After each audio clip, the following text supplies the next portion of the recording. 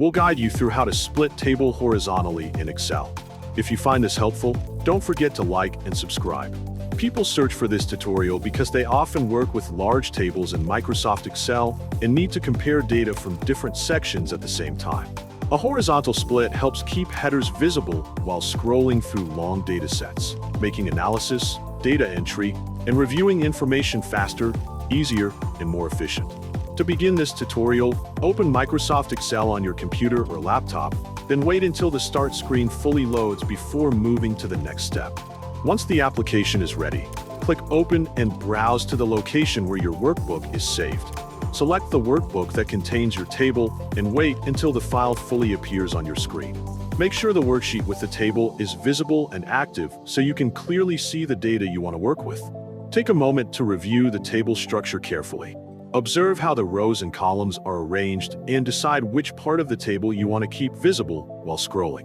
Identify the row that will become the split point.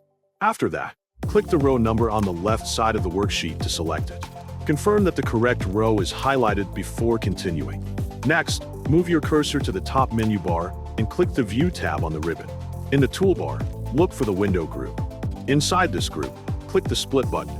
As soon as you click it, you will notice that a horizontal split line appears across the worksheet. If the split line is not positioned exactly where you want it, adjust it by clicking and dragging the line slightly up or down. Once the position looks correct, scroll the top section to test the split. Then scroll the bottom section separately. You should see that both sections move independently from each other.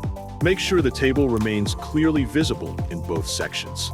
If you decide that you no longer need the split, simply click the Split button again to remove it. You can also reapply the split by selecting a different row and clicking Split once more.